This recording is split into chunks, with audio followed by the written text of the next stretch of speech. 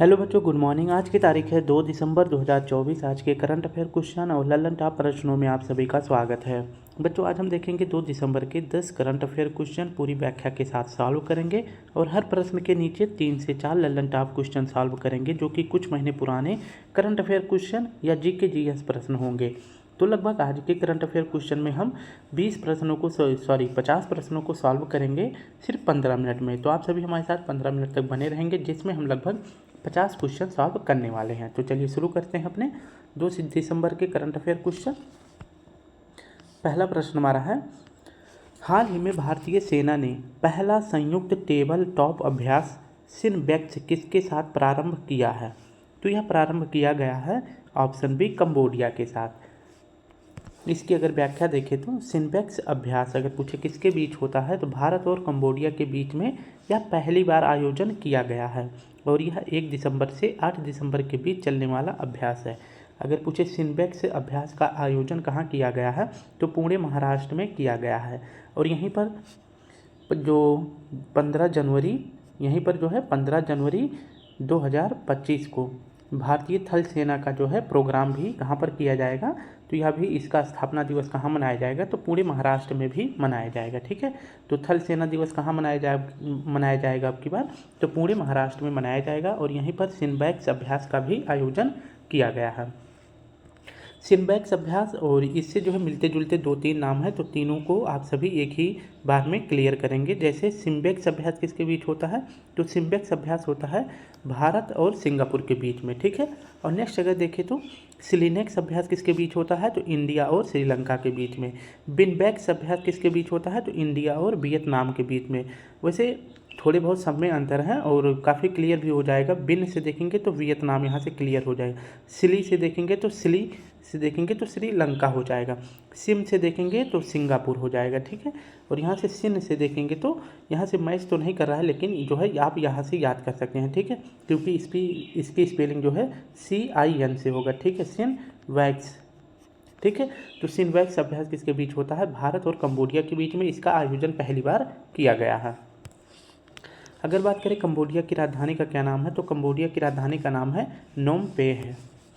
Next हमारा प्रश्न है, थल सेना दिवस 2024 कहाँ आयोजित किया जाएगा तो यह पुणे महाराष्ट्र में मनाया जाएगा। और थल सेना दिवस कब मनाया जाता है तो 15 जनवरी को मनाया जाता है। नेक्स्ट हमारा प्रश्न है, पूना पैक्ट कब हुआ था तो 1932 में हुआ था। किसके बीच तो यह महात्मा गांधी और BR अम्बेडकर जी के बीच में हुआ था। अंकोर वाट का मंदिर अगर पूछे कहाँ है तो यह मंदिर है कंबोडिया में। और अंकोर वाट का मंदिर अगर पूछे किस भगवान को समर्पित है तो भगवान विष्णु को समर्पित है। टोनले सेप झील कहाँ है तो यह कंबोडिया देश में है। टोनले सेप झील कंबोडिया जो है अगर पूछे इसकी लोकेशन क्या है तो इसकी लोकेशन है साउथ ईस्ट में स्थित है। ठीक है, तो साउथ ईस्ट में जो है यह स्थित है। तो साउथ ईस्ट अगर पूछे साउथ ईस्ट में सबसे बड़ी झील कौन सी है तो टोनले सेप झील है, जो कि कंबोडिया में स्थित है। हाल में भारत सरकार ने स्वच्छ पौध कार्यक्रम के लिए किससे $98 मिलियन के ऋण के साथ समझौता किया है तो भारत सरकार ने एक कार्यक्रम चलाया है जिसका नाम है स्वच्छ पौध कार्यक्रम और इस कार्यक्रम के लिए $98 मिलियन का ऋण समझौता किसके साथ किया गया है तो यह किया गया है ADB के साथ। ऑप्शन सी हमारा सही हो जाएगा। इसकी अगर व्याख्या देखें तो भारत सरकार ने एक कार्यक्रम चलाया है जिसका नाम है स्वच्छ पौधे कार्यक्रम और यह किसके लिए है तो बागवानी फसलों के लिए यह कार्यक्रम चलाया गया है। इसको चलाने का उद्देश्य क्या है तो जो भी बागवानी फसलें हैं उनको जो है रोग मुक्त करना, यह इसका उद्देश्य है। तो इसके लिए स्वच्छ पौधकर्म कार्यक्रम चलाया गया है। और अगर पूछे कि बागवानी फसलों में कौन से फल आते हैं तो बादाम, अखरोट, खट्टे फल, लीची, ये सभी जो है बागवानी फसलों के अंतर्गत आने वाले फल हैं। नेक्स्ट अगर बात करते हैं कि स्वच्छ पौध कार्यक्रम के लिए फंडिंग कौन करने वाला है तो इसके लिए फंडिंग देगा भारत सरकार को ADB, जिसे कहते हैं एशियन डेवलपमेंट बैंक। और कितना रुपया ऋण देने वाला है तो $98 मिलियन का ऋण भारत सरकार को देने वाला है। ठीक है, नेक्स्ट अगर बात करते हैं कि एशियाई विकास बैंक यानी एडीबी की स्थापना कब होती है, 1966 में होता है। इसका मुख्यालय अगर पूछे कहाँ पे है तो एडीबी का मुख्यालय मनीला में है। वर्तमान में अगर पूछे कि एडीबी के अध्यक्ष कौन है तो मसातो कांडा है। और ये किस देश के हैं तो ये जापान के हैं, ठीक है। तो ये जापान के जो पीएम हैं उनके सलाहकार हैं जो इस बार एशियाई विकास बैंक के अध्यक्ष चुने गए हैं। एडीबी का अगर पूछे 69वां देश कौन बना है तो एडीबी का 69वां देश या फिर कहे एडीबी का नवीनतम सदस्य देश कौन बना है तो इजराइल बना है। बागवानी में सर्वश्रेष्ठ राज्य का पुरस्कार किसे मिला था तो यह नागालैंड को मिला है। नेक्स्ट अगर बात करते हैं केचुए की खेती को क्या कहते हैं, वर्मी कल्चर कहते हैं। अंगूर की खेती को वीटी कल्चर कहते हैं। रेशम की खेती को सेरीकल्चर कहते हैं। विश्व बैंक के अध्यक्ष वर्तमान में अगर पूछे कौन है तो अजय बंगा साहब विश्व बैंक के अध्यक्ष हैं। तीसरा प्रश्न हमारा है, हाल ही में 16 वर्ष से कम आयु के बच्चों द्वारा सोशल मीडिया के उपयोग पर किसने प्रतिबंध लगाया है। तो 16 वर्ष से कम आयु के बच्चे जो है किस देश में अब सोशल मीडिया का प्रयोग नहीं कर सकते हैं, तो हमारा सही जवाब हो जाएगा ऑस्ट्रेलिया के द्वारा। यह जो है संसद में जो है एक्ट पारित कर दिया गया है कि 16 वर्ष से कम आयु के बच्चे जो है सोशल मीडिया का प्रयोग नहीं कर सकते हैं। तो ऑस्ट्रेलिया के अगर पूछे पीएम कौन है तो ऑस्ट्रेलिया के पीएम है एंथनी अल्बनीज। इन्होंने संसद में एक्ट पेश कर दिया है और इन्होंने कहा है कि जो 16 वर्ष से कम आयु के बच्चे हैं उनके लिए जो है सोशल मीडिया बैन हो चुका है, ठीक है। और अगर 16 वर्ष से कम वर्ष के जो बच्चे अगर सोशल मीडिया का यूज करते हुए पाए जाते हैं तो उसके लिए जुर्माना किसको देना पड़ेगा, कंपनी को देना पड़ेगा, ठीक है। जैसे हमारे यहाँ पे फेसबुक, व्हाट्सअप, ट्विटर या फिर जो है यूट्यूब है, तो यहाँ पे जो भारत में इन सभी कंपनियों का संचालन जो भारत के कर्मचारी करते हैं उनके ऊपर जो है जुर्माना लगाया जाएगा, ठीक है। तो उसी प्रकार से जो भी कंपनी जैसे फेसबुक, ट्विटर, व्हाट्सअप ये सभी कंपनियाँ अगर अमेरिका में अपना कार्य करती हैं तो उस कंपनी पे जो है जुर्माना लगाया जाएगा अगर 16 वर्ष से कम आयु के बच्चे जो है सोशल मीडिया का यूज करते हुए पकड़े जाएंगे। अगर और कंपनी पर कितना डॉलर लगाया जाएगा तो 50 मिलियन ऑस्ट्रेलियन डॉलर जो है जुर्माना लगाया जाएगा। नेक्स्ट अगर बात करते हैं कि प्यासी भूमि का देश किसे कहते हैं तो ऑस्ट्रेलिया को जो है प्यासी भूमि का देश कहा जाता है। ऑस्ट्रेलिया की राजधानी का क्या नाम है, कैनबरा है। बिलीबिलीज जो ऑस्ट्रेलिया में चक्रवात पाए जाते हैं, मतलब जो चक्रवात आता है ऑस्ट्रेलिया में उसे क्या कहा जाता है तो बिलीबिलीज कहा जाता है। ग्रेट बैरियर रीफ विश्व की सबसे बड़ी प्रवाल भित्ति अगर पूछे कौन सी है तो ग्रेट बैरियर रीफ है और यह कहाँ स्थित है तो ये भी ऑस्ट्रेलिया में स्थित है। नेक्स्ट हमारा प्रश्न है, ऑस्ट्रेलिया में जो घास के मैदान पाए जाते हैं उसे डाउन्स कहा जाता है। भारत ने गगनयान मिशन में यात्रियों की रिकवरी के लिए किसके साथ समझौता किया है तो जो गगनयान मिशन भेजा जाएगा भारत सरकार के द्वारा कितने यात्रियों को तो 4 अंतरिक्ष यात्रियों को भेजा जाएगा और इनको जो है पुनः धरती पर सुरक्षित वापस लाने के लिए किस देश के साथ समझौता किया गया है तो ऑस्ट्रेलिया के साथ समझौता किया गया है।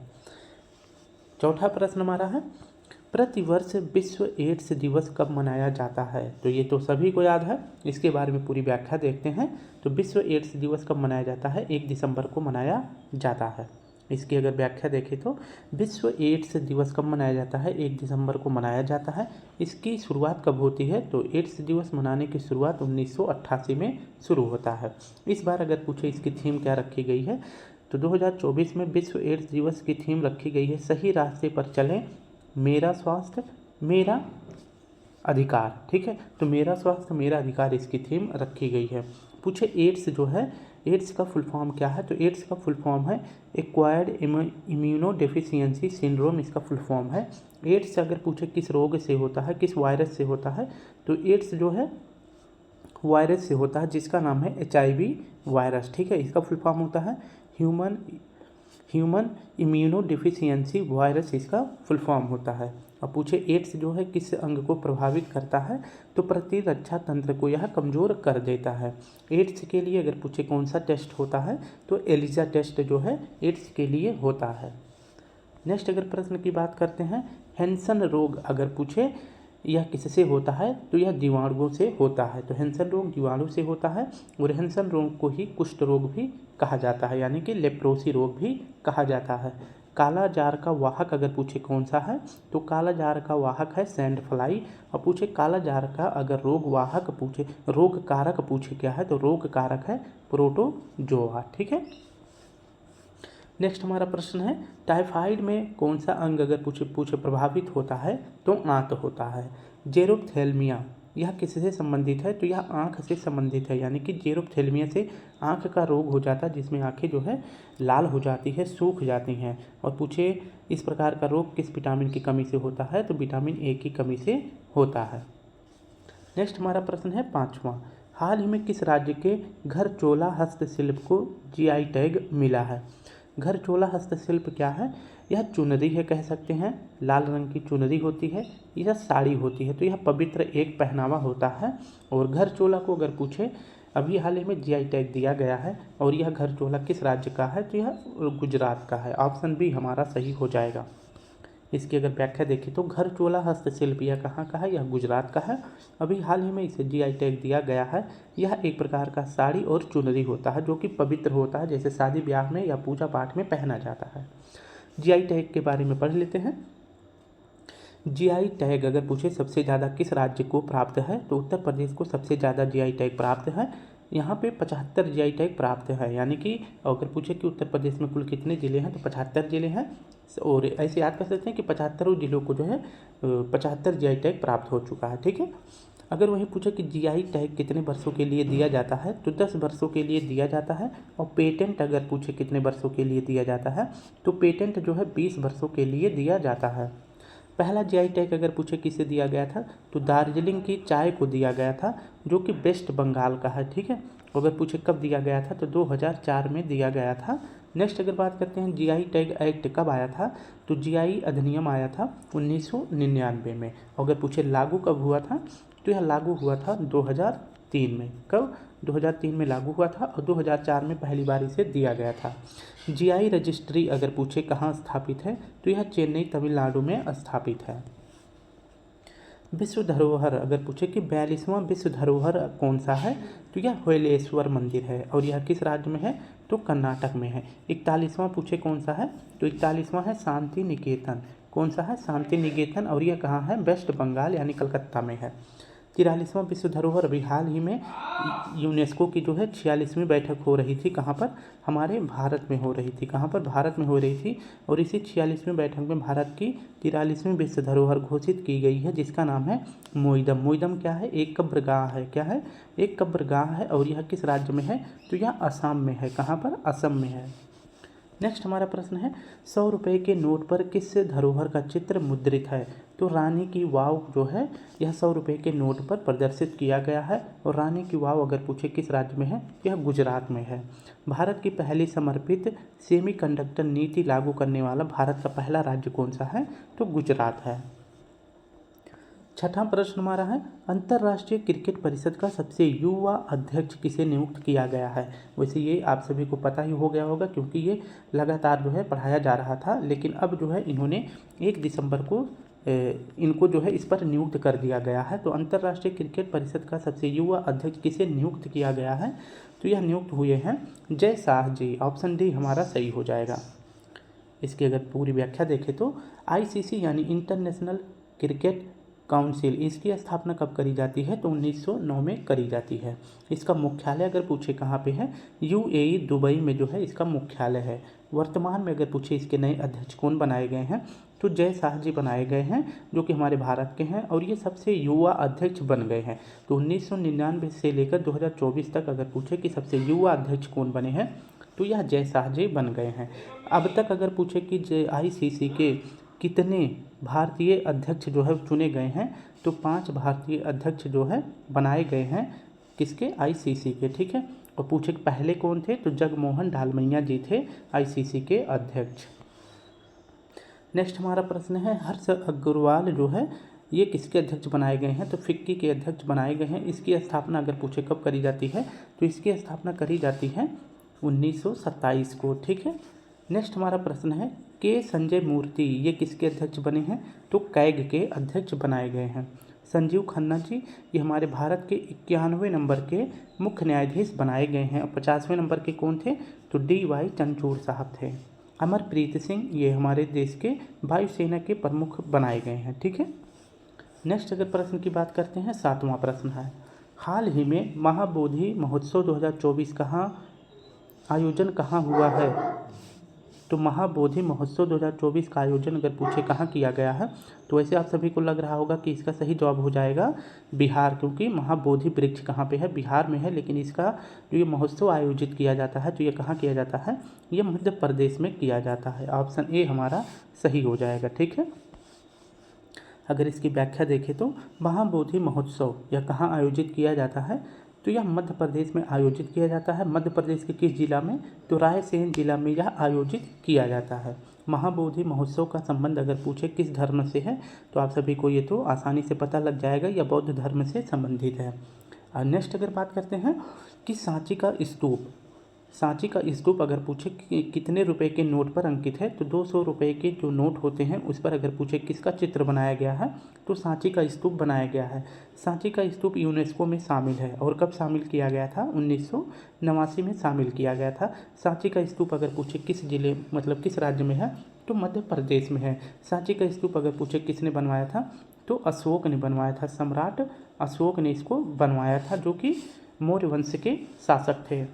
नेक्स्ट हमारा प्रश्न है, खजुराहो महोत्सव कहाँ आयोजित किया जाता है? तो यह छतरपुर में किया जाता है, मध्य प्रदेश के जिला छतरपुर में। अगर पूछे खजुराहो महोत्सव किस शैली में बना है, तो यह पंचायतन शैली में बना है।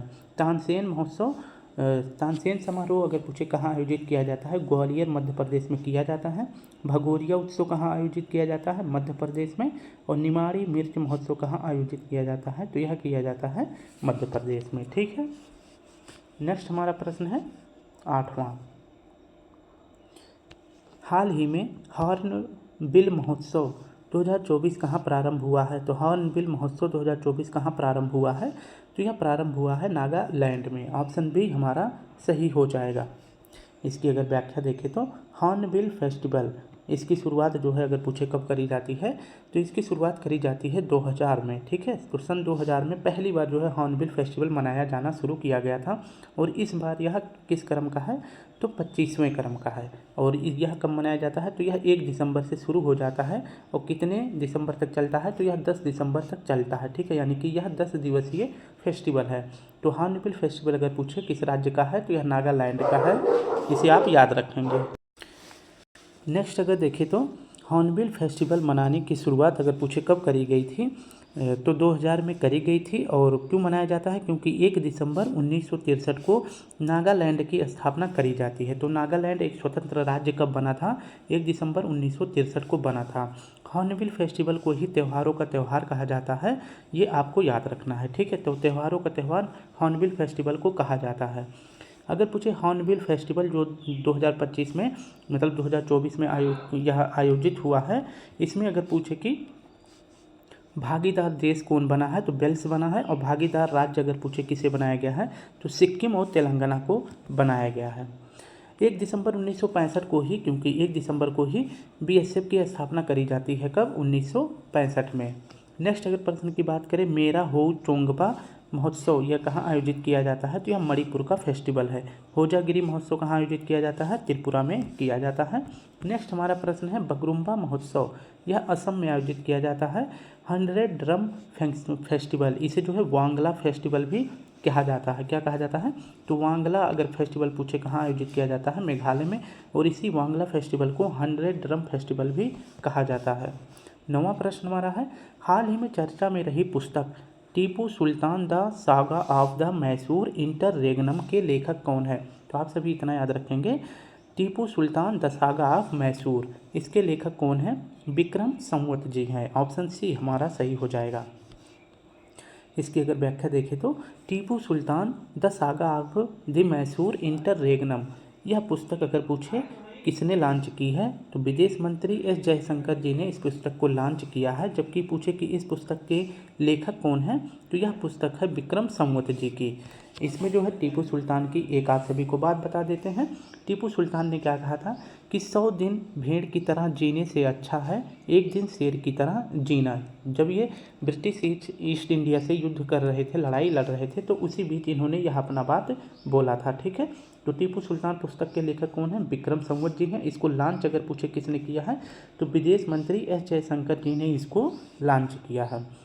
टीपू सुल्तान के पिताजी का क्या नाम था? तो हैदर अली था। इन्हें ही मैसूर का संस्थापक कहा जाता है। टीपू सुल्तान अगर पूछे किस दल का सदस्य था तो जैकोबियन दल का सदस्य था।